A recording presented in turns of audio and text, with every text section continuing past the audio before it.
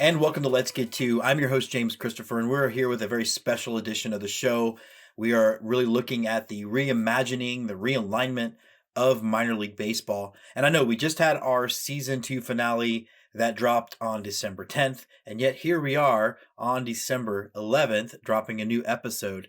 We do know what the word finale means, but our heart and our show is rooted in minor league baseball, which means when there is a seismic shift, and there's a seismic shift, there's no other way around it, then we round people up to come and contextualize that for you, to maybe give you some insight on what happened, and really the long-term ripple effects of the decision of Major League Baseball to essentially undertake a hostile takeover of the MILB. And you'll notice that I'm wearing a Clinton Lumber Kings hat. It actually just arrived this morning. It was one of the teams we supported over Cyber Monday, and the hat showed up. Very excited to have it. And they're one of the teams that was left without a dance partner. And, when the news broke for this, the team and I, Jess Knaster and Andy Tomczeszyn, we were going by the timeline that we were given, and that we had prepared to record on the 2nd, and then we were prepared to record on the 5th, and then we were prepared to record today. And there was a part of us that thought, we're going to release the holiday episode. It's a packed episode. We don't want to step on that because we put a lot of work into it. But the way things went left me angry. And while I don't think you should do a show like this angry, I'm going to do my best to control it and focus it. So for the uninitiated, here's what essentially happened. You used to have two large organizations. You had the MLB and you had the MILB that represented all 160 teams, kind of stood up for their interests, for lack of a better term, very similar to a union. And they did deals with the old professional development agreement. Well, that agreement expired on September 30th. And while there were negotiations for a year and a half at least, it became very clear that Major League Baseball wanted to do away with that old way of doing business and turn to what they're referring to sometimes, I guess, as partnerships. But these partnerships, it turns out, can be negotiated on a team-by-team basis. I will admit ignorance. I don't know how much before could be team by team. I'm sure there was some room for that. But they essentially removed the collective bargaining power of these teams. And so on December 9th, the requests for partnership went out, and teams stood by, 160 of them, like they were playing a game of musical chairs, waiting for the music to stop, and Rob Manfred's playing his bad Bee Gees tunes, and hoping that they could get a seat, hoping they could get a scrap from the table. They were like the Oliver Twist. And with the introduction of 3 independent teams, now you've got 43 teams that are going to be left standing, and that is what happened. Look at the teams who did not get an offer. They went from having a team, having a future, to now uncertainty. Will they play baseball in 2021? Will they play a sustainable form of baseball in 2021? Harder questions to ask. However, knowing the people in minor league baseball, they'll find an answer. But either way, the fabric has changed. For those that did get the offer that we're being told from sources inside some AA and AAA teams, that they don't really know what's in the offer yet. They don't know the full financial parameters of what it's going to cost them. And so it's possible that teams will say no. I don't think that any of this is settled. As they say, there's many a slip twixt a cup and a lip. But the funny part of this is that they have to, or funny, not funny at all. It's not even a pretend to be funny. They have to sign an NDA to get the offer, I guess. But then the NDA says you can't say what's in the offer. This is so 2020. It's like an ironic parody of 2020. This is how the mafia does business, right? Either your name or your brains are going to be on that paper. It's the offer you can't refuse. What it is to me, and make no mistake, the whole point of all of this, and we're going to get into this with Andy and Jess in a minute, is that MLB wants these franchises to devalue, and they will. That way they can then buy them. And we have said from the beginning, when we first started talking about this story in October of 2019, which feels like 15 years ago, that this is very much a real estate deal. And it's starting to look that way. It's starting to look like that. And this is what it reminds me of. It reminds me of Walmart. Walmart moves into a team, or move into a city, excuse me. They crater their prices, kill all the mom and pops, and then raise their the prices again when that's the only option. And then what we're left with is a very homogenous experience. And for me, homogeneity always works out. I definitely don't go to Little Darlin in Austin to get a burger. I definitely go to McDonald's. Oh, wait. Homogeneity isn't great for anybody but the people that are making the money. And so, again, I was really stewing about this. It's weird how much I stewed about it because of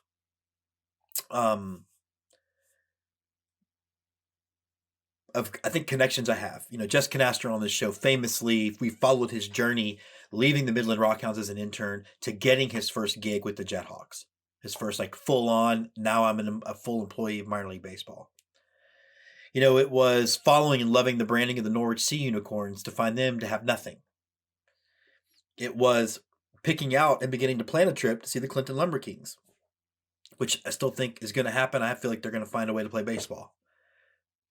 And so what it made me do, though, is really want to renew and articulate my pledge to boycott Major League Baseball next season, beginning now.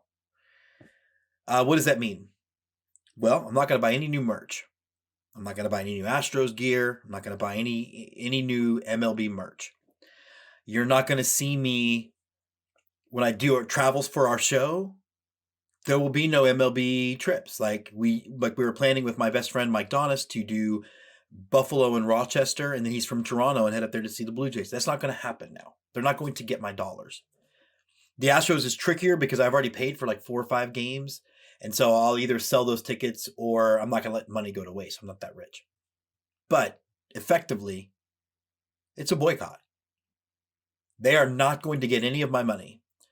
No one in Major League Baseball will for at least a year. And they don't care. I'm nothing. I'm nobody. But one of the things that having served in the military and being a military veteran has sort of taught me, and the thing I can't, it's you stand for something or you fall for anything. And I've been known to pick weird hills to die on. But this isn't a weird hill. This is in some ways, it's lives. It is an example of another way in which so many people in America are being mistreated by the wealthy and powerful in this country.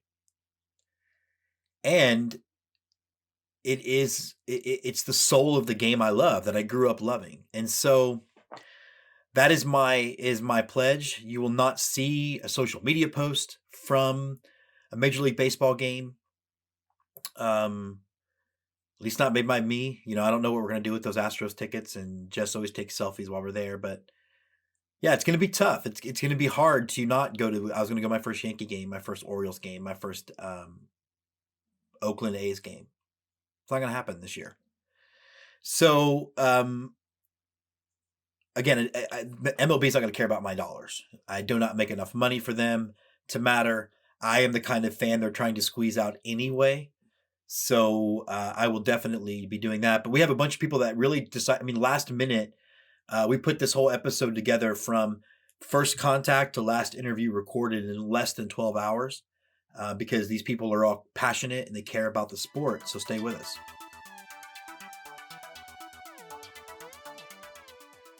We are jumping into this special episode of Let's Get To. We do have some guests coming, but first I wanted to talk to 2 of our regular minds on Let's Get To. We have Jess Knaster, who runs the minor league mind, and then Andy Tomczeszyn, our normal host of Go Go Astros.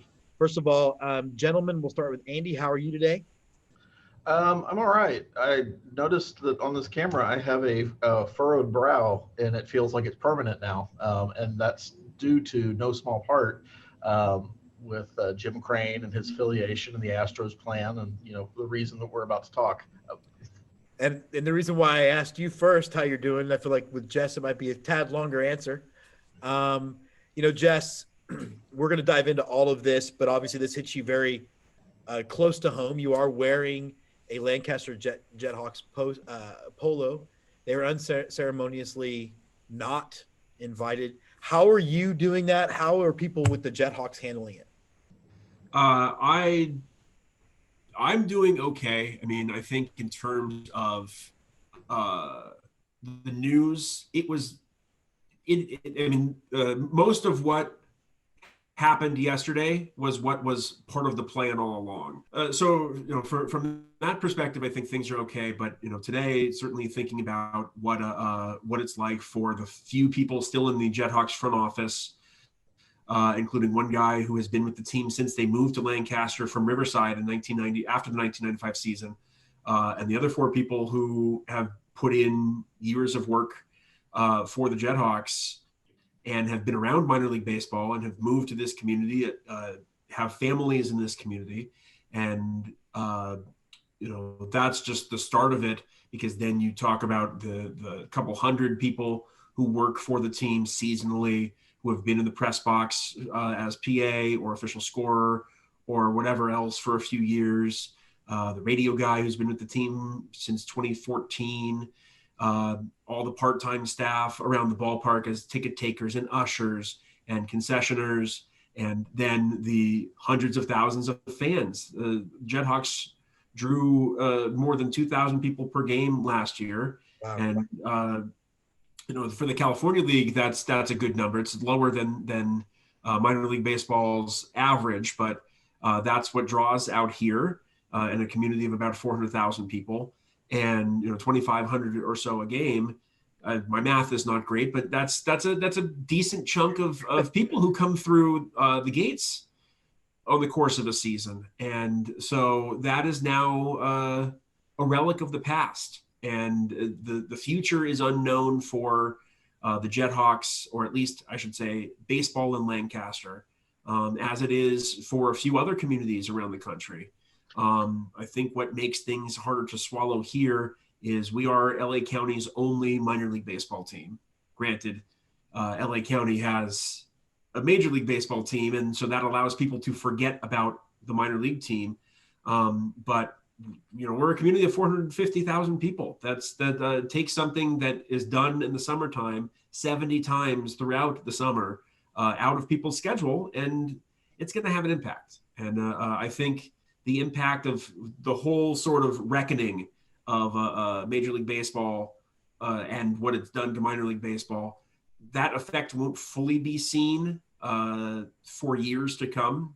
The development of future players. Let's hold off on. I want to get there in a minute, but I want to talk about Andy Howe and a lot of this. Putting this episode together and including getting people who asked me to come on or after you guys. I really constructed this whole episode in anger, which is never a good way to create a creative endeavor. But Andy, I want you to take this one first. I don't think anybody's really going to be upset, or people shouldn't be upset when businesses make decisions that are best for their business. Can we just talk about how it went down, though? Where are we where teams found out on Twitter that they did not have an affiliation anymore? Like, where are we with this? Well, I would first of all take an exception with the macro view that this is bad for baseball's business. They're just not bright enough to see it yet. But to answer your question specifically, the Astros, and whether you think that's Jim Crane or you thought it was Jeff Luna or some combination of those individuals, made a presentation to Major League Baseball ownership. And the goal was to take control of the minor leagues. And the opening was, we can save you all a few $1 million a year. Literally the cost of a Marwin Gonzalez. I don't want to get the ire of the Astros fans or the Twins fans who actually are paying him that. But So we're not talking about, yes, millions of dollars is a big deal for the three of us on this podcast. Yeah. Millions of dollars in the framework of Major League Baseball is not big dollars. It's more of an annoyance, and honestly, it could be a rounding error depending on which franchise you're talking about. And this, the list came out, the list was floated or snuck out last November, I believe, November 2019. And it's been kind of a PR nightmare had people been, let me take it back. It would have been a PR nightmare had anybody been paying attention to it outside of Baseball America and a couple of other publications, and including this podcast. So unfortunately or fortunately for Major League Baseball, they got some cover from the pandemic. There was no minor league season in 2020. There wasn't the energy to fight. There wasn't congressional grassroots movements or anything else, because they were very focused, rightfully so, on bringing their communities back from a pandemic and trying to navigate the year that 2020 has been. But in the meantime, Major League Baseball used that cover to revamp, destroy, whatever pejorative you want to use, minor league baseball as we know it, affiliated minor league baseball anyway, to the point that in the last couple of weeks, and I think we kept getting a moving target of mid-November to the end of November to December 3rd to December 8th to, I guess, yesterday, when the announcement finally came out. And even those don't seem like they were all terribly formal, at least not across the board. But teams were told of new affiliations via Twitter. Teams that lost their affiliations weren't told anything at all. And the teams that do have new affiliations or the potential for new affiliations have been presented the opportunity, what Major League Baseball is calling invitations, to be affiliated again with major league teams, maybe not the same ones they were affiliated with in 2020, with a sight unseen services contract. And to this point, no one has seen this contract outside of Major League Baseball offices. So you have 119 or 100, I don't know if we've settled the last team, who that was. But I think it settled late last night, right? Fresno is the. So 120 teams have been asked, 120 independent organizations have been asked to sign an agreement without ever reading it. And they won't be allowed to read it until after they've signed it. Jess, before you comment, because I want your take on this, because like you said, or we're going to have Eric Jarinko on, but I already recorded it. He pointed out there's 160 minor league teams, but it's a small community. So you weren't just affected, but people were affected.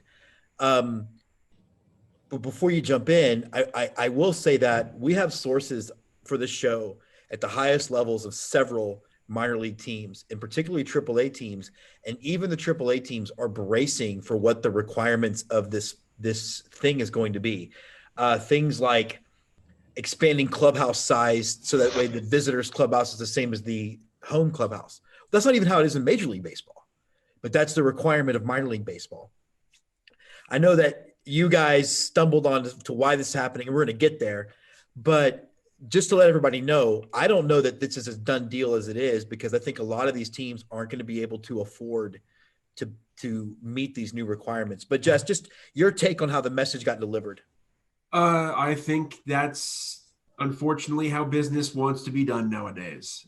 There's a belief that social media, it used to be a joke. I think back, I don't know, whenever Facebook started, so mid 2000s, that if something wasn't on Facebook, then it didn't count. And if something, like relationships, if you're dating, but you're in a relationship and it's not Facebook official, it doesn't count.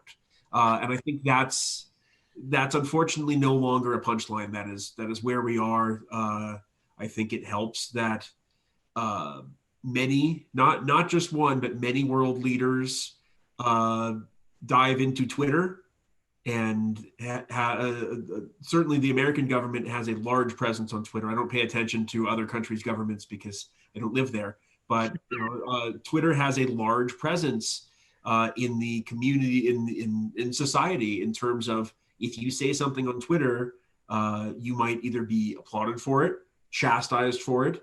Cancel culture comes from there, for better or for worse. And so if it's on Twitter, that is maybe the best way to get it seen, whatever it is. And so that's kind of just where we are now, I think. as a society, or where at least Major League Baseball wants to be as a society, that they fulfilled their obligations through the PBA. The PBA expired in September of this year, and then they were no longer contractually obligated to anything. And I think that kind of was what they desired, a blank slate of sorts, to look at minor league baseball as of the 2019-2020 era and say, cool, that's how it was. We don't care. We're going to make it different. And so that the new era of minor league baseball, or whatever it becomes in name, if it changes names, is we're going to do business out in the open. Andy, you stumbled onto this, and you actually just hinted at it in the podcast. So we'll go back to you first, and then we'll go to Jess, and then we'll do a free-for-all on my next question. But what is ultimately Major League Baseball's goal here? Well, it's interesting that you use the term afford to participate, as in some franchises aren't going to be able to afford to participate. Major League Baseball would love that to happen, because guess who's going to line up to buy those franchises? Major League Baseball owners. We have the example in Houston, and I know there's other teams that have done this already. Houston owns their AA affiliate. They own their low A affiliate, and they have just purchased a majority stake in their AAA affiliate. So they own those. And Sugar Land certainly didn't get the amount of money they could have on an open market for a AAA team. And it was a sweetheart deal, and I know it's been negotiated for a lot of time. But if you have a franchise or a team that can't afford the upgrades to meet the minimum requirements to be a AAA franchise or a AA franchise under this new agreement that, again, nobody's seen yet, your only option is going to be to fold or sell. And if you sell, well, there's only a couple of people who are going to be interested in buying under those draconian rules, and they're the people who wrote the rules, which, by the way, those rules won't apply to, but that's a whole separate issue. It's, I know you guys saw me ranting about this last night a little bit, but it's Major League Baseball has commoditized minor league baseball. And not to give everybody economics lessons, and I'm sure I'll get some of this wrong, but if you remember Dell and what Dell did to the personal computer industry, it was great for the average individual because it brought down the prices of personal computers so you could really get one in everybody's home, something powerful, something like what you use at home. But the reality is Dell drove a bunch of other competitors completely out of business because no one could afford to play the same game that Dell could. That's what Major League Baseball is doing to minor league baseball. You're commoditizing the product. You're making them individual teams fungible because we really don't care outside of a couple markets. And I super applaud the Tacoma Rainiers and the San Antonio Missions for, publicly saying, hey, wait a minute, we're not signing a damn thing until we get some clarification on some things. But the vast majority of those teams can't afford to do that. They need the income that's going to come from being an affiliated team. They're going to go along and they're going to end up getting screwed. And that's ultimately the 30 owners and Rob Manfred's goal, is to baseball the hell out of this, and you're going to have the Sugar Land Astros and the Corpus Christi Astros and the Fayetteville Astros and now the Ashland Astros, which, by the way, Asheville, hate to break this to you, despite McCormick Field, don't be surprised if you lose your team in the next couple of years or however long it takes Jim Crane to buy your team and then move it somewhere in Texas. Jess, we have been talking, we spoke, and real quick, back to Andy, the comparison I made was how Walmart worked. Walmart moved into very town, similar, bottomed out prices, drove out small business. And that's what I used in the opening, was the Walmart method. I worked for Dell, so that's, it's always top of mind. Yeah. But again, pivoting back to Dell, the one thing people need to understand is the only reason that the Astros bought the Sugar Land Skeeters is they tried to buy the Round Rock Express. It has nothing to do with some superior facilities at Sugar Land, because they're not. It is a better stadium in Dell Diamond. Everything the Astros is leaked out made the attempt to buy the Express. Jess, we discussed on our show and our segment a couple of times Manfred's I mispronounced his name, Manfred's One Baseball initiative Is this just the first, second, or third step of that?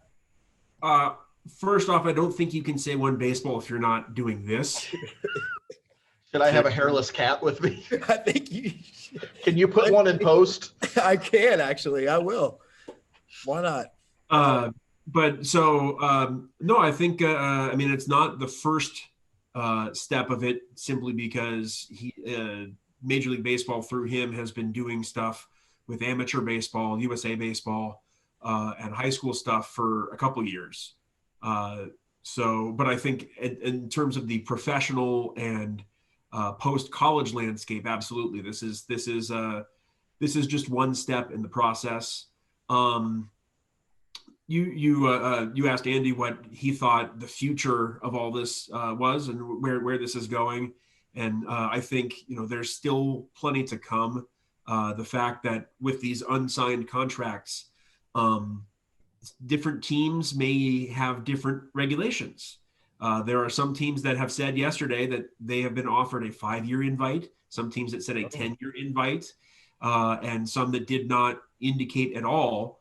But I would go one step further and say not only has nobody seen the contract besides Major League Baseball, I don't think Major League Baseball has seen the contract that they want to offer to teams, because they're still talking about what to do with clubhouse manager funds and what to do with travel schedules, and that none of that is determined yet. So I think complete control is what Major League Baseball's ultimate goal is. And I think until they have complete control, whether that be because they own all 120 or maybe fewer potentially minor league teams, or because they have driven all the minor league teams out, or because they have just gotten fealty from all minor league owners that are independent, that is still the end goal of theirs, that they can do something and not have any pushback on it, whether it be because they've completely eliminated the ability for pushback by getting rid of people in total, or just making them kiss the ring every time they ask for something. I'd like to, first of all, congratulate both of y'all for using the word fealty and draconian in the same episode. If I could tag on what Jess just said, it's not just minor league baseball. Major League Baseball wants to control baseball. A couple of years ago, they tried to charge. I was on the board of a youth sports league, and they started charging us royalties for using the team names. So we went to minor league teams. We're not going to be able to do that next year, because Major League Baseball will throw its same marketing rules and want a piece of our nonprofit funds to use the name Express, to use the name Skeeters, to use the name Astros. That's, they backed off that a little bit, and they're going to come right back with it, to the point that we're going to move to college teams. Well, Major League Baseball would like some say over how college baseball works too, if they could get to it. I think all of it's in play. Okay. One of the things that makes baseball not football is that it's different, right? You can have slightly different rules. I mean, we have 2 leagues with different rules. Parks are different, even though obviously the diamond's the same, but that's where you have to go over ground rules. Before I get to this macro question of, is this good for baseball? And that's where we're leading to. What happens to independent leagues that don't become partner leagues? What happens to the Northwoods League and the Cape Cod League? And I'll start with Jess first, since you have some experience working in the Northwoods League. Like, Northwoods League has really done this amazing thing of creating a very minor league baseball atmosphere with college players. I think they do it better from a fan experience than anybody else in that type of baseball. What happens to them? Well, I think the Northwoods League basically provided the blueprint for, or helped inspire potentially the blueprint for all of this. Because as a result of all of this, the Pioneer League is still going to exist as an independent league. They're going to pay their players, because they won't be college. They'll be pros. They won't be amateurs. They'll be beyond college. But the whole loan system that they might be getting players from the minor leagues. So basically, they're still continuing. We talked about that last week. Then you have the draft league, which is going to be amateur players that Major League Baseball is going to have a hand in selecting. I believe that's how that league is supposed to work, that the president. And the Appy League too. They will be involved in picking players for the Appy League as well. That the individual teams, so that's different, as in like the Northwoods League, they pick their own rosters. They have usually the head coach, the field manager, they call them in the Northwoods League. They have communications with college coaches, and so it's almost like a loan system that you'd see in European soccer, that you have a player who's you want to develop at the college level, or you want to keep them going, but you want them to play more baseball over the summer. And so that's how that's been worked out. I think the Northwoods League might be a league that could potentially suffer from talent. I don't know that will make a difference in terms of people coming out to games, because in the Northwoods League and other summer collegiate leagues around the country, the players are different every year. The rosters, maybe there's a couple holdovers, but for the most part, guys who go there are there for a season or two, and then they move on, and that's just how it goes. And so it's just like going to college sports for a school. You're cheering on the school, you're cheering on the front of the jersey, not the back of the jersey. And so I don't know how much that'll affect the gate, but I think the Northwoods League might stand. I don't know if it's been announced already, but I think the Northwoods League might stand to add a couple teams that are being left out of the Midwest League. I know the Kane County Cougars, I believe, have announced or are going to announce that they're joining, I want to say, the Frontier League. Okay. I know that there's a plan for them. Or, they're exploring that. They want to join a partner league of some kind. So probably it'll end up being the Frontier League. That's just the right blueprint for them, I think. But the two teams in Eastern Iowa, Northern Illinois, that Quad Cities sort of area, Burlington and Clinton, Iowa, are both without teams. Clinton, who was the last remaining original team in the Midwest League, now without a place to play, but still a desire in both of those cities to play in 2021 and beyond. The Northwoods League might be a league that could scoop up teams like that. The couple teams that got left out in the South Atlantic blueprint, they could find their way maybe into the Coastal Plains League. So I don't think those summer collegiate leagues are dead.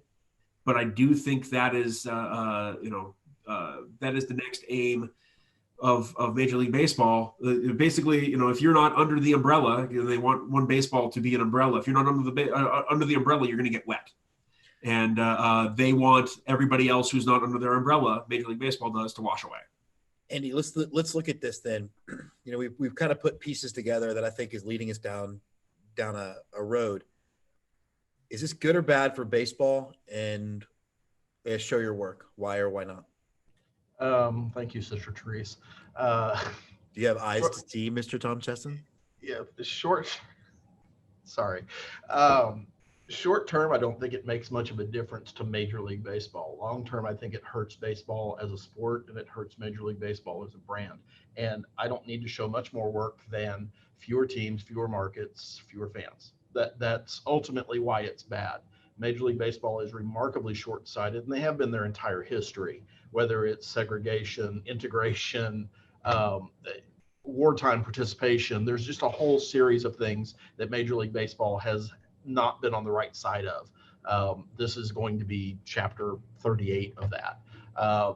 You're taking away grassroots opportunities for people to learn to love the game in the hopes that they either live in one of these 150 markets or they really fall in love with a team on TV and ultimately buy merch for those teams. Beyond that, you're taking away, to Jess's point, from a market that's 450,000 people who attend the games, who enjoy going to the games, who bring friends to games, who bring business associates to games, and you're removing that opportunity. And you're removing the opportunity for those people to experience a live baseball game. And all of us can agree that it's much better to be in the stadium than it is to watch the game on TV. It's hard to tell somebody why you love baseball when you're watching it on TV. It's so easy when you're in the park, eating a hot dog, having a beer, having a conversation. Oh, there's a baseball game going on. Major League Baseball does not get that. They're about the game on the field and how much money it costs for you to see it.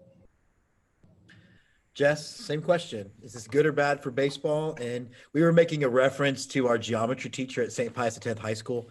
So that was the most inside of inside jokes. Mr. Judgets, do you have eyes to see? Yes, Sister Tree. She looked like a Gomorian guard, by the way. She really did. Come on, Andy. She did. When in doubt, draw. Yeah, in doubt, draw. But Jess, like, again, same question. Good or bad? I think, first you have to define baseball.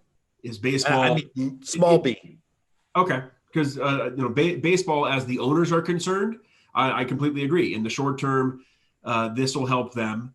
I don't think they're going to be spending really any less money, or not much less money, because one of the things they've talked about, again, has not been agreed on, but that they've bandied about, is they want to have roster sizes of 180 players, which, when you think about it, 25 players a roster, you have 4 rosters. That's not 180. I wasn't in the same math class as you guys, but I think that doesn't work. So, that makes things a little fuzzy. But in the short term, I think it helps them. But yeah, absolutely. In the long term, right now, I'm not not the biggest NFL fan, but my favorite thing to do on Sundays when I'm just lazing around the house is to watch NFL Red Zone, because Red Zone allows me to see every game, see the important parts of every game, and it is fed to me as things happen, or it's a clip show, a highlight show in real time, just about real time, and it's an opportunity to see every game. That doesn't exist at the baseball, at Major League Baseball's level. I have to watch MLB Network or MLB Tonight or Baseball Tonight on ESPN to get that, and even then, it's an hour-long show, and there's more than just the raw games happening. And so, Major League Baseball is taking eyeballs away in person. There's also going to be fewer people watching on MILB TV, because there are fewer MILB TV markets, and they still have the issue of MLB TV, which is, if you want to watch your team and you're out of market, you want to watch your team play every game, you have to pay them money. And if you are in a blacked out area when your team is on national TV, you don't get to watch it. Major League Baseball is going to play a game in Iowa next year, and the same part of Iowa that they're taking 2 teams away from in minor league baseball, and they're going to play a game, and one of the teams that is playing in that game is blacked out in that market.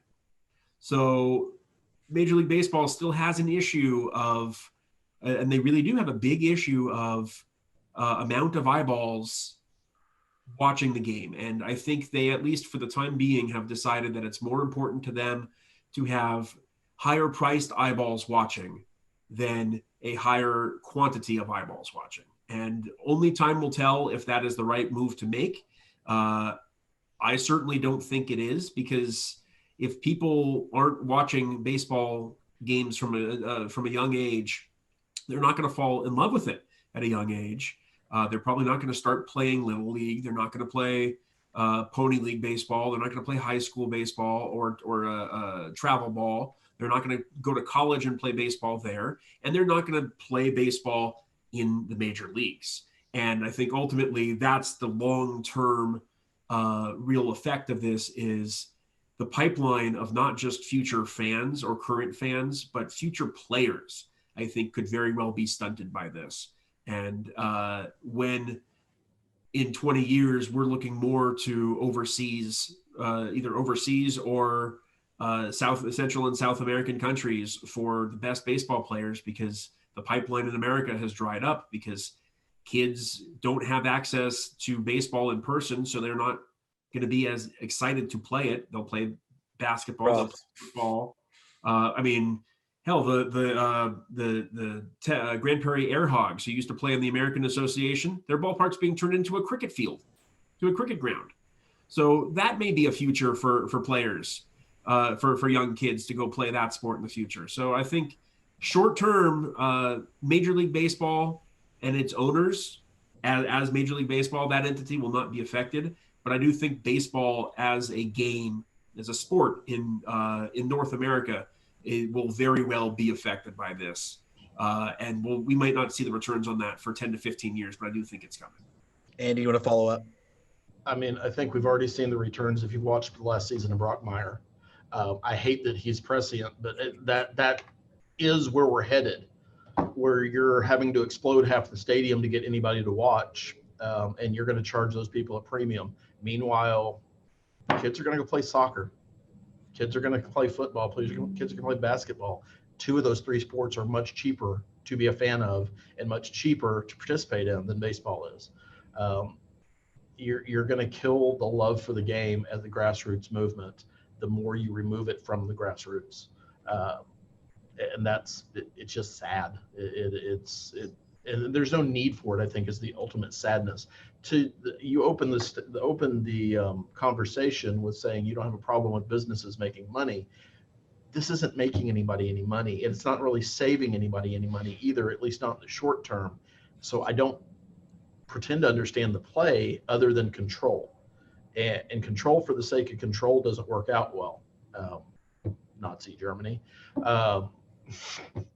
We just got the Rob Manfred is a Nazi thing. Whoa. I didn't say that, but I'm not denying it. Is there going to be like a caption that pops up? Godwin alert, Godwin alert, Godwin alert. Yeah, something. Well, guys, first of all,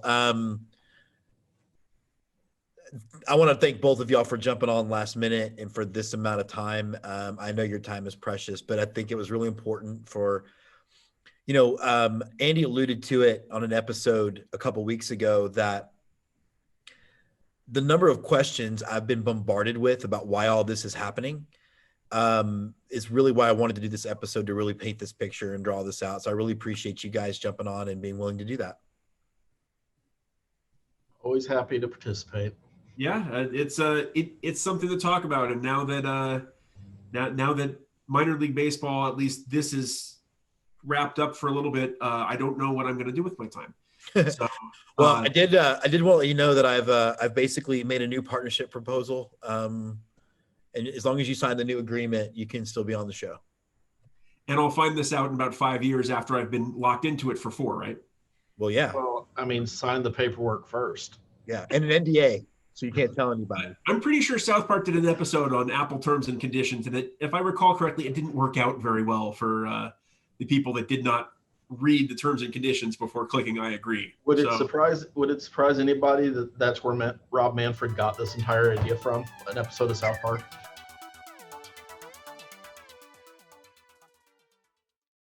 So we are excited to welcome back to the special edition of Let's Get To Eric Jarinko of the Greenville Drive. Eric, first of all, how's it going? How was yesterday for you, seeing both where y'all are going to maybe end up, but also seeing some people that aren't ending up anywhere? Yeah, it was a mixed bag of emotions yesterday. Really, there was relief on our side.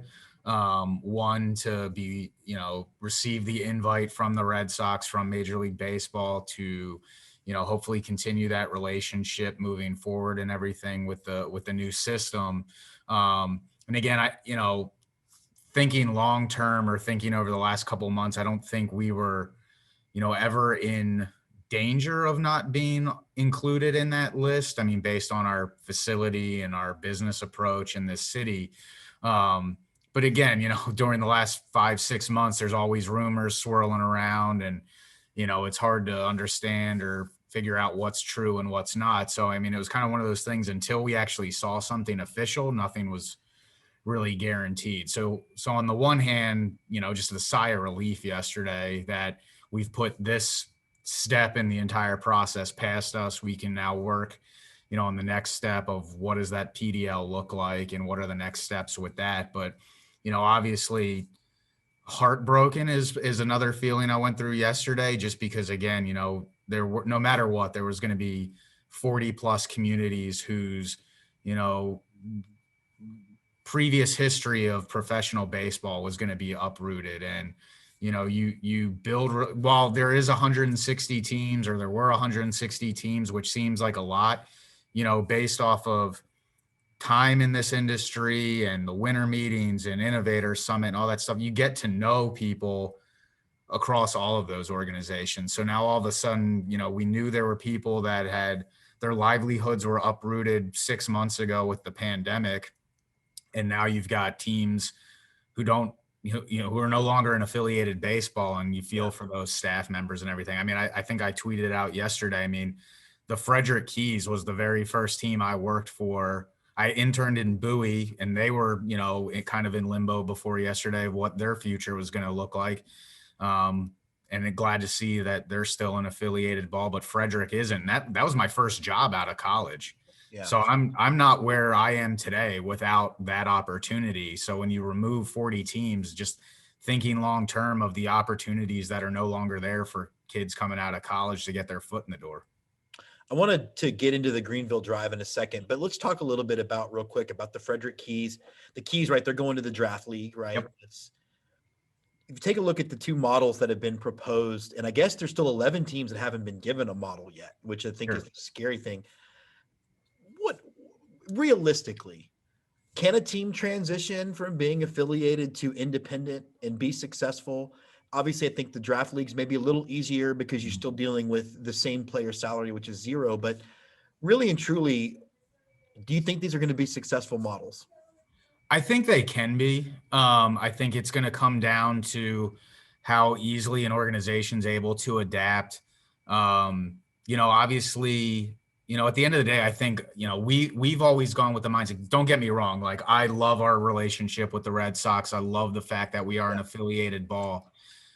But again, at the end of the day, like the players, the coaches, the talent level on the field, for 15 years, we've never had any say in that. We get what we get from our major league affiliates. And at the end of the day, from the minor league perspective, our staff is tasked with running the ballpark, creating a great fan experience, a great atmosphere. So again, while the talent level, the type of players may change slightly, as long as you can adapt and say, okay, it's just a different, set of players out on the field, but we're still going to bring, the affordability every night, the fan experience. You can still be successful in that model. I truly do believe that. I mean, there's some very successful indie ball teams out there, even very successful college wood bat teams that have, what they've said, their mission has been, if we just create an unbelievable fan experience, the fans will come, because that's what they're coming for. And again, having that Red Sox relationship, is having players like a Mookie Betts and stuff like that come through here is very special. But I'll also say, I mean, Mookie was so young with us. People didn't really know him when he was here in Greenville or expect him to do what he has done at the major league level. We can look back and say that's unbelievable, but, I think our best attendance year is actually our 2014 season, which is our worst team record-wise we've ever had in Greenville. So again, it's great to have that affiliated, with you, but at the same time, from our perspective, it's all about the stadium and the business operations and the fan experience. We've got a couple guests on after you. You're going to be our first guest in the episode, and I'm going to ask you the same question I'm going to ask them. And again, I want to talk specifics to Greenville in a second, but the Columbia Fireflies famously tweeted, "Did we just get dumped on Twitter?" That has happened. There has been various types of reactions. The Trenton Thunder burned it all down. The Red Rock Express, I think, handled it with a degree of class that I would expect, knowing those guys really well. But is that where we are, where y'all can't even get a phone call before this decision's made? The Astros can't call the Valley Cats and say, "I know that for 30 years you've been our affiliate." But I don't think people have a hard time with a business making a decision for a business, but can't we handle this a little bit more compassionately? You would hope so. And again, I mean, obviously can't speak for those other organizations, but it all depends on the relationship that you've built with that organization or whoever you've been affiliated with. I think we've gone with the mindset since day one too, that we want to have strong relationships with all of our partners. And that key partner from the get-go has been with the Red Sox. And I mean, from our perspective, when you look at the drive, I would hope that if we weren't going to end up with the Red Sox, we would have been told in advance, had conversations, just given the relationships we've built with that player development staff and everything. I mean, they've been great. I'll say this.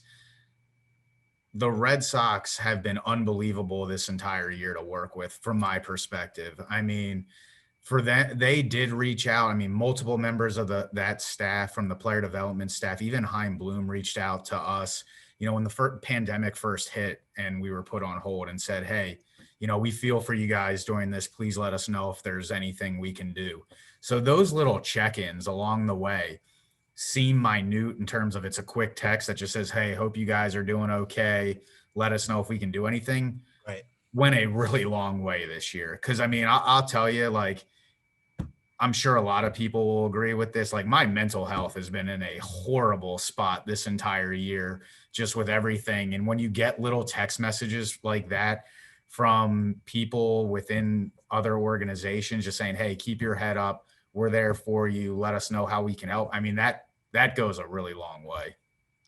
Yeah, you're completely right. I mean, I think everybody's feeling it. I think that's what made some of the behavior, again, with Trenton or with Columbia, just even more gross. We had you back on the show for the first time a few weeks ago, and you were or maybe it was months ago. Was it only a few weeks ago? It could have been a year ago at this rate. Time's a flat circle, man. I don't know. But one of the big things that you guys are really hamstrung by is the schedule. How long do you think you'll go before you'll actually have a minor league schedule? And then for the fans out there that maybe don't know, when do you normally get it? Yeah, I mean, honestly, in a normal year, we would have the schedule. In a normal year, we would have had the 2021 schedule in February of 2020. We wouldn't have been able to publicly release it until August, like the final month of the season.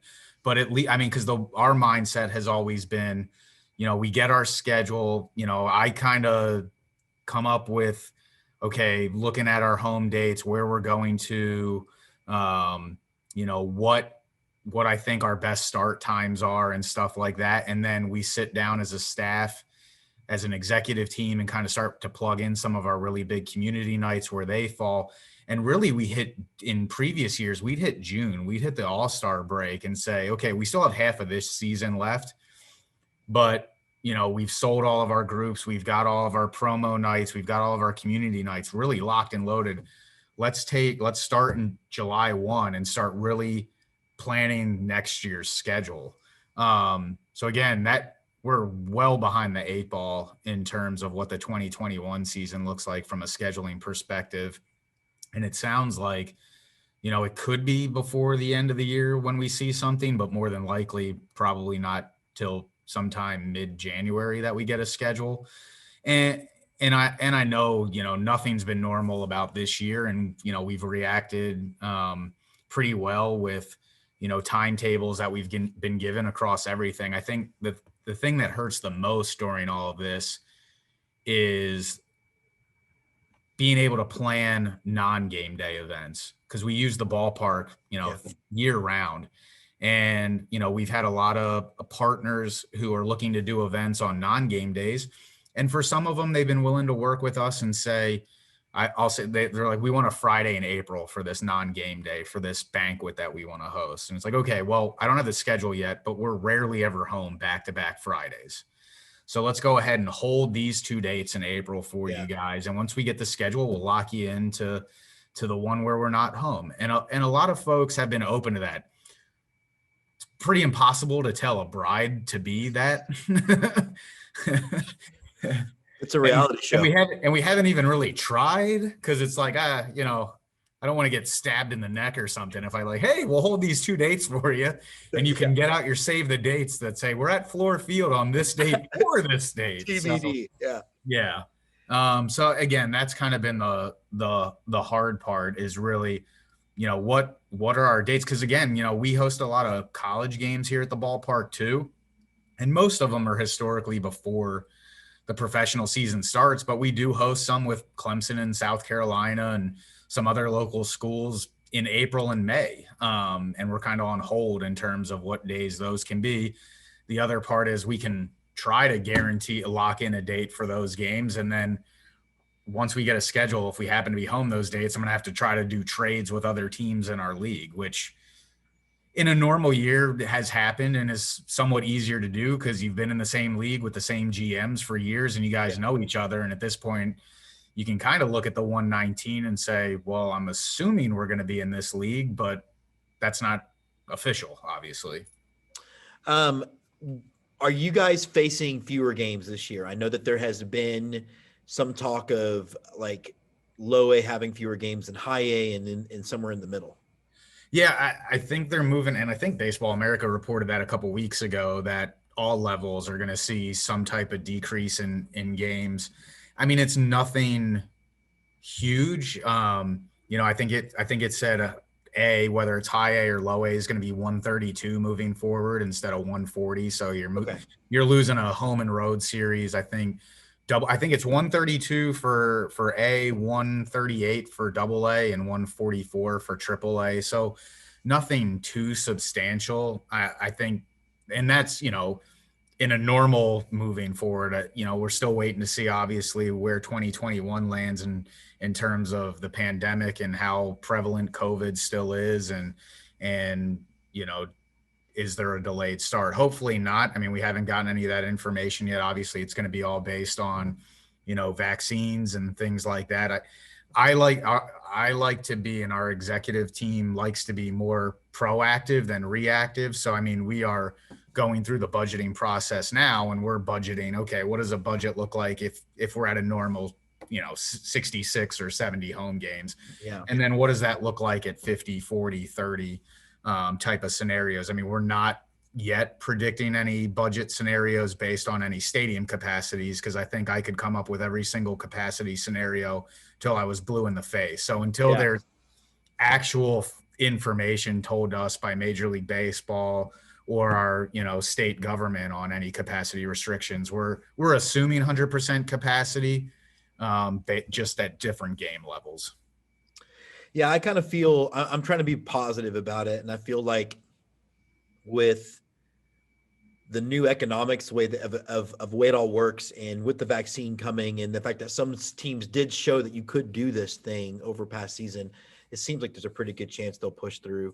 I guess just as we wrap up, Eric, what has you just fired up and feeling positive going into 2021? Honestly, that we're just talking about baseball again and having baseball games. I mean, there was that lull of, I think everyone was frustrated of, okay, when are we going to hear the 120? We know there's teams out there that are unfortunately going to be the draft league or some of the other partner leagues, but just rip the Band-Aid off at this point, because we got to go. I mean, at the end of the day, we're running a business. So I think that's what has us the most fired up at this point is, I mean, for the first time in a long time, I mean, our staff has remained very positive during all of this. We've been able to host other events at the ballpark, but the fact that the 119 list was official yesterday, we saw that has us staying with the Red Sox, whether we were staying in low A or high. I mean, I saw members of our staff relieved and smiling for the first time in a long time because we were actually talking about baseball games again. And again, I think it goes back to those relationships we've built over the years, whether it's with the Red Sox staff or even former players, to get some nice texts yesterday from former players and coaches just saying, hey, great to see you guys are, hopefully staying with the Red Sox. And this was my favorite stop along the way. I mean, all right, let's get this schedule and let's get ready to roll for some games next year. Well, Eric, was really relieved to see you guys on there. And I want to just thank you again for jumping on so last minute because we didn't know we were doing this episode till about 8 in the morning yesterday. So thanks for jumping on. Yeah, absolutely. No problem. Anytime.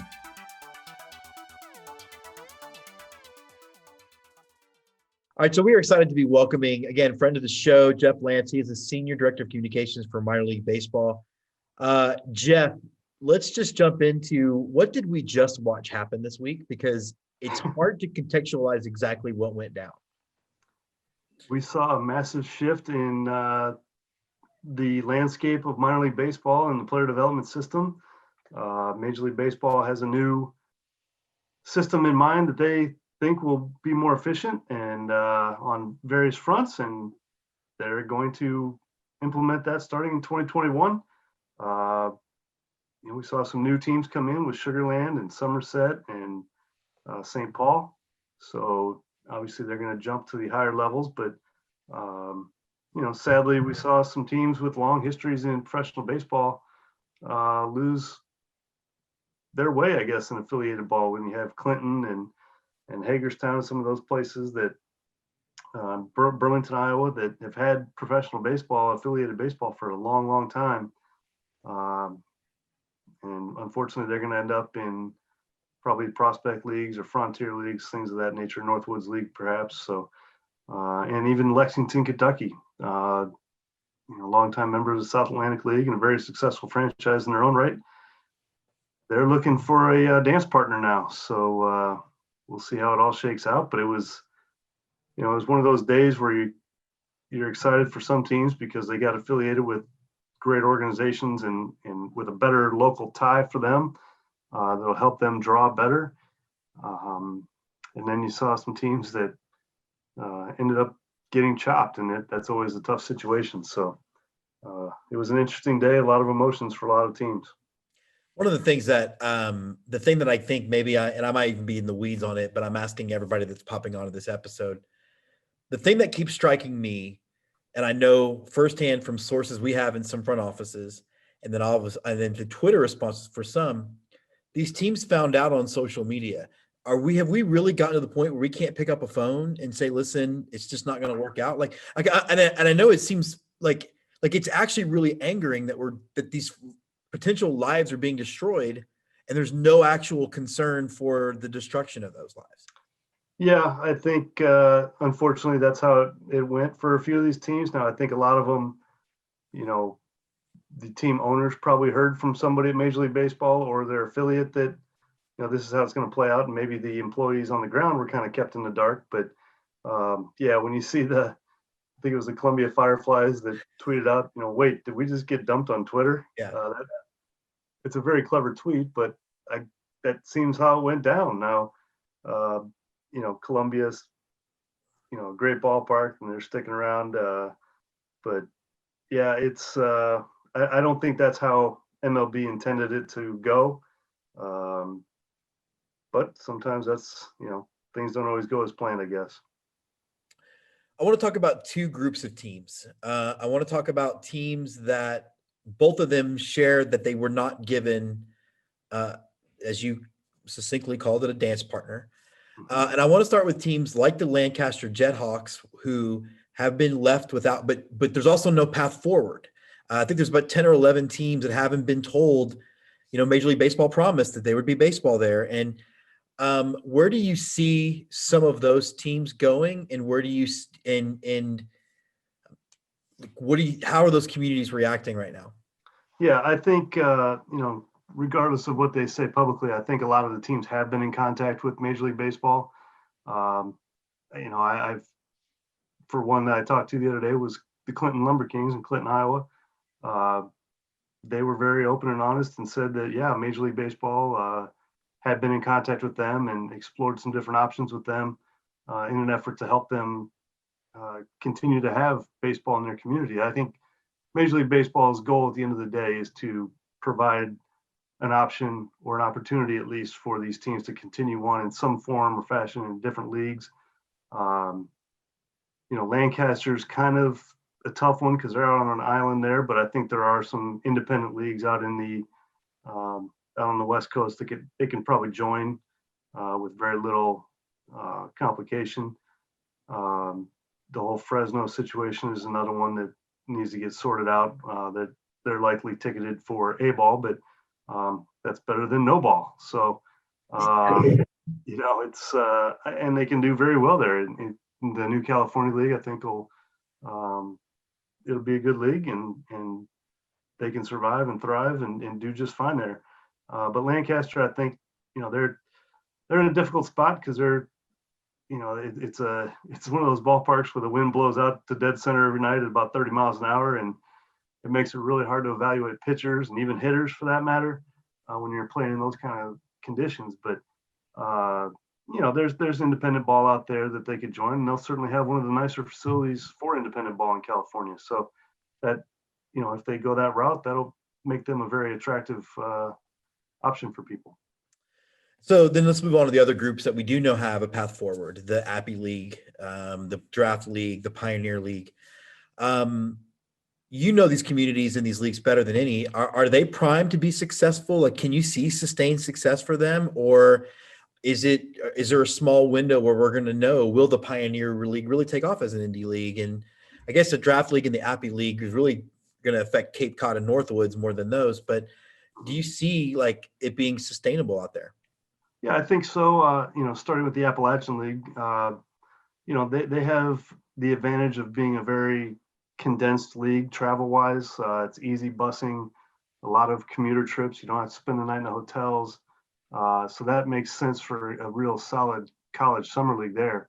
The travel is easy. The expenses are minimal because you're not paying the players. So I think the Appalachian League really is set up for, a pretty good chance of survival and like I said earlier, a chance to survive and thrive. So now the Pioneer League, they're going to have probably some challenges, I would expect. That's a really spread out league, and that's a lot of time on the bus. Nobody's flying an indie ball. So, they're going to have a lot of time on the bus, but, you can set up the league with different travel pods where, maybe the teams that are the most northernmost teams don't go down to the southernmost teams more than once a year. Maybe you just make a long swing and you play the Northern Colorado team, the Rocky Mountain team, and the Grand Junction team, 4 games apiece, and that's all. That's the only time you go there for the year. So you're really only taking that terrible road trip once, and then you section it off, and you can figure it out with a schedule that is conducive to better travel, better arrangements for everybody, really, and hopefully more bus trips that are shorter, because that's the idea behind a lot of these changes. Yeah, and the jaded part of me is, you're right. That's the idea about some of these changes. Yet the Texas League remains. I mean, and that's some of the longest bus trips. I mean, I know we could split hairs on this. I want to pivot to fan experience, because I went to film school. I'm not a businessman. It seems like the reason why Major League Baseball wants to be in the minor league business is because of the fan experience has made these teams economically valuable. But yet the Hudson Valley Renegades just dropped their uniforms and they look like a mock-up of the Yankee uniforms. Are we looking at a more homogenized baseball experience, or do you think we can still have things like the Copa and like stuff like that with Major League Baseball essentially running it? I would like to think that you will continue to see kind of what you recognize as minor league baseball with the specialty jerseys, a lot of things like that, the different community aspect or events that minor league teams do. I think programs like the Copa program will probably continue just because they're so popular and they're good for baseball. They're exposing a lot of new fans to the game, and it makes it a more inclusive environment for fans. So I would like to think that you'll probably see those kind of things continue. And I think we'll see some new looks, some new color schemes, all kinds of fun and exciting things. The Eugene Emeralds are always very creative and kind of on the cutting edge with a lot of different things. And they're now a Giants affiliate right down the road. So I got to believe they're pretty excited to be a Giants affiliate, and who knows what they'll do there. Green and orange is a good combo. Yeah, green and orange can be a good combo. Just ask the Hurricanes right down there in Miami. That's right. Yep. I guess 2 more questions before I let you go. Then, I have come to understand that the long-term profitability in a minor league team comes from a name and a look reflective of the culture that you're living in. Mm-hmm. I know that when I do my travels, and I'll be honest, I have never traveled to a Mississippi Braves game because of the name, and I don't buy gear. Am I right in that? Am I right in that assessment that essentially the profitable teams are the ones that do reflect their community as opposed to borrowing the name brand from the parent club? Yeah, I don't think there's any doubt. You see team like the Houston Astros, they own a part of Sugar Land now. They own, I believe, they own Corpus Christi. They let Corpus Christi be the Hooks. They own the Fayetteville Woodpeckers. The Woodpecker, the red cockaded woodpecker, is local to Fayetteville. Yeah. So they see the value in that. Some teams, maybe like, the Braves recently let Gwinnett change from the Braves to the Stripers to eliminate a lot of confusion up there. But they kept Rome as the Braves. They kept Mississippi as the Braves. You may see them change that thought process. Just, they haven't to this point, so maybe they won't. But depending on who they have running those clubs for them, and maybe the influence that they have, or the people they know on the totem pole might let them change somebody's mind that hasn't been able to change before. So, a lot of times it's just getting a different marketing person in charge at the major league level. If it's the Blue Jays and they want to change the Dunedin to the, whatever, the Orange Growers or something, who knows? But it's just, a lot of times it just comes down to who the marketing person is and if they want to go through the effort of changing it.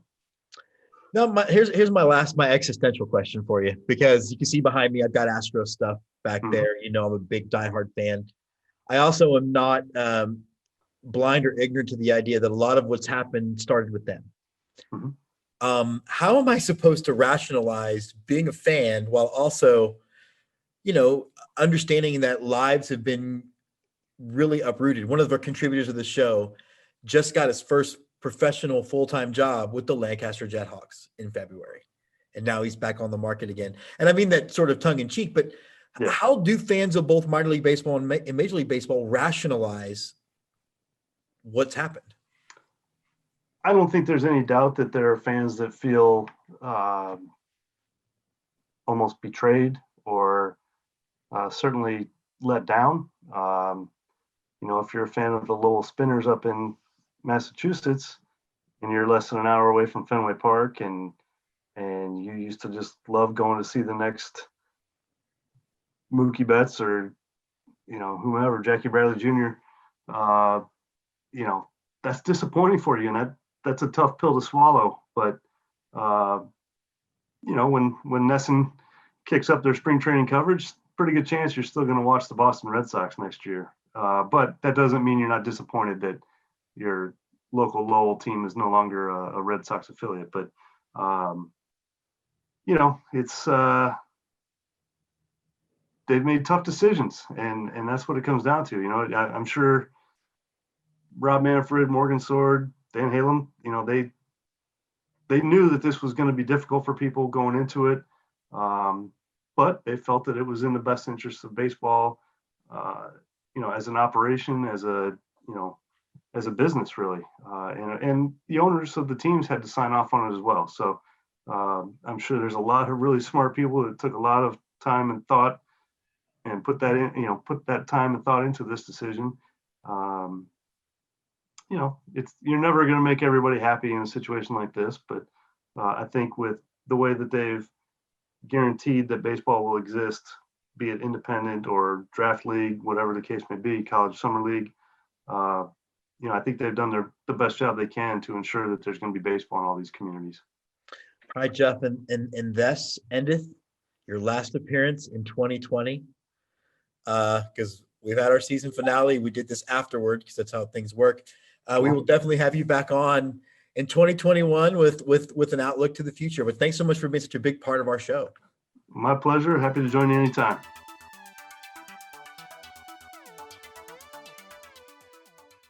All right, so we are excited to welcome back to the show, friend of the show, Tom Resienweber, who covers the Erie Seawolves. Tom, first of all, how's it going in this pandemic? I've seen that you've had a lot of stuff going on, not just Seawolves, but like college and high school sports going up there. It seems like every day you're in a meeting to decide if they still get to play. Yeah, Pennsylvania, it's crazy that every other day it seems like another school is deciding whether to play or not, and the whole state, Philadelphia has been a hot spot for the COVID, and it's been a little crazy with schools deciding if they want to play or not, colleges, high schools. But luckily we got a high school fall season in, but winter season could be a little dicey, so we'll see. Yeah, it's been down there like it's been like that down here too as well. I don't know why I can't speak English this morning. But let's turn to the Seawolves. And it's really been a confluence of two really bad events: the contraction, which we had you on several times to talk about, and then also they didn't get to play and therefore earn any revenue for COVID. Overall, what was the mood, can you sense, in Erie from the team and the community as we sort of worked through this 2020 year? Well, it's kind of interesting because I think the team was pretty confident that they would be okay. I think with our $16 million renovation to the field and the facility, that was kind of like, are you really going to take away a team after doing that? The community was a little nuts as far as they thought we were done. There were years probably from early or mid 2000s to late 2000s that there was a rumor that we were losing our team, that we weren't having enough fans, and they were going to move our team to Canada and still be in the Eastern League, but just move to Canada. So our community lived through all those rumors for years, worrying about what's going to happen. So the fact that they were able to kind of live through this and be okay is a good sign. The community's really excited about everything at the announcement yesterday. It was interesting kind of tracking that list, the famous list of teams that were getting contracted, that Erie was on it right away. And there were stories in April and May that kept coming back, and everyone acted like, oh, this is a new story. It's a new story. I'm like, no, it's the same list from last November. People keep rehashing it. And that list changed, I think, 1,000 times during negotiations. And if you look at it, what was reported last November and what happened yesterday, it's very different. So it was just kind of a really tension-filled year this year, not having the season, having the pandemic, and then not knowing if we were going to have a team or not. Yeah, it seems like there's a story too of there were several teams that got real active politically. The Seawolves in Chattanooga, and they seemed to win. Lowell Spinners, also very active politically, did not. Lancaster Jethawks did not. I think what's been interesting and kind of taking your temperature on this is I've noticed that a couple of teams have definitely sort of embraced the reality. Obviously, being affiliated, or whatever word they're going to use, is better than now trying to figure out how to carve an independent existence. But there's been teams like the Tacoma Rainiers and the San Antonio Missions that have been pretty public about, yeah, we were invited, but we are not necessarily going to sign anything yet.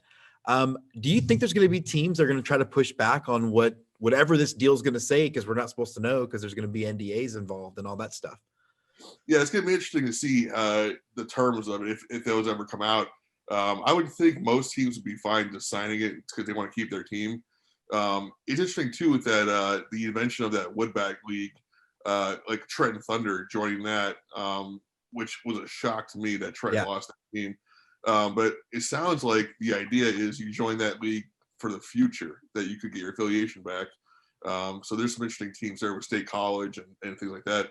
Yeah, I think with most teams, unless they can really figure out a way to make a lot of money as an independent team, they're going to have to sign this deal and become an affiliated team once again. So I would think most are pretty excited about it. Again, I don't know what the terms are, but I would think most teams are going to want to be back in this whole fold with affiliation baseball. So we'll see what happens. But it was interesting too. I thought it was kind of interesting yesterday that it seems like the 43 teams that didn't get the affiliation invite weren't told. There was messages on social media about, I think the one team said to the Marlins a phone call would have been nice. And I think the Connecticut team said, we found out on social media we will no longer have a team with the Tigers. Well, that actually leads to my next question, because that is how it's gone. And I've got connections, presidents of other teams who texted me going, I found out when you did. The Columbia Fireflyers steered into the skid a few weeks ago and tweeted out that, did we just get dumped on Twitter, was their tweet. They could be funny because they're going to get a team, and they did. But talk to, is that just where we are? Is that just where we can't pick up a phone and say, look, I know that you've, like the Astros dumped the Tri-City Valley Cats. They'd been something like 30 years. You couldn't have called up and said, listen, it just doesn't work. And that's like, is that really where we are? It sounds like a very 2020 thing, just to just not tell your team. And I thought it was very interesting. I mean, I don't know all 43 teams if they were told or not, but it just seems like the first thing you do when you find out you're not going to invite this team back is call them and say, hey, listen, it didn't work out. Sorry. And I don't know if some teams are called and they still want to make a point on social media, or if they weren't called at all. But you'd think these days you give the courtesy, hey, just so you know, you no longer have an affiliated team. So start looking at some plans for indie ball or whatever you want to try to do. So now we're sitting here, and the Seawolves are going to be back, and I'm real excited because I got a bunch of the Christmas gear. So I'm glad it's not a relic because it's all about me. But what is your best guess on when we can find out when they'll be playing? I know that the schedules, and how does that going to affect the team if they can't book the bar park for other events? Yeah, it's going to be interesting to see, because that's the big question now is when is the schedule coming out? It was interesting probably the past 2-3 months after MLB put out the 21 season schedule that a bunch of minor league teams started tweeting, well, where's our schedule? And I've been told that maybe May it might be starting up for the minor leagues. It all depends on when the major leagues are going to start. If they're going to start on time or not. So I would think we're looking at probably a May start for minor league baseball. I'm just hoping we have baseball at all. Obviously the pandemic's still going on right now. It's getting kind of bad these days. So we'll see. But I think from what I'm told, it's probably going to be a May start to the season, which isn't bad. April is never really a great month anyway, up here at least weather-wise. So hopefully it works out next year. Yeah, I mean, I think that's definitely been the plan I've heard. And I guess, the pandemic is obviously peaking. But let me ask you this as our last question. There is a vaccine coming. Some teams demonstrated the ability to play pretty safely over this past season. Do you feel like they're just going to push through knowing the vaccine's coming? Because I don't think many teams can survive a second year with no revenue. Yeah, it's going to be interesting because, looking at how teams are going to handle this, do you obviously you want the vaccine out there right away, but what restrictions do each state have? Like right now in Pennsylvania for outdoor events, if let's say the Seawolves are in the capacity range of 2,000 to 10,000, they have 3 charts going on, and with that I believe it's 10% you're allowed to have. So they could have 200 people, I think, right now, or no, 600 people based on that chart, which would be both teams, all the workers, and maybe 400 or 500 fans. So can you really survive off that? Having 400 fans out there when the Seawolves will sell out fireworks nights and weekends, stuff like that. So it's going to be very interesting because we could have a totally different world in 6 months from now. But I think most teams are going to try everything they can to make revenue outside of these games because, like you said, you can't afford to have 2 years with no revenue. This was a rough enough year. They had furlough staff, stuff like that. A lot of people weren't working in minor league baseball, so it's important to have the season. Even if you don't have a lot of fans, just find revenue streams somewhere because you can't survive without this money. Yeah, it's definitely all around just not a great situation. My hope is that I'm going to be meeting you in person up there in Erie, Pennsylvania. He is Tom Resienweber. He is from the Erie Times News. He covers the Seawolves and all manner of sports up there. Tom, thanks for jumping on. Okay. That's good too. All right. Thanks, brother. We'll talk to you soon, okay? You too.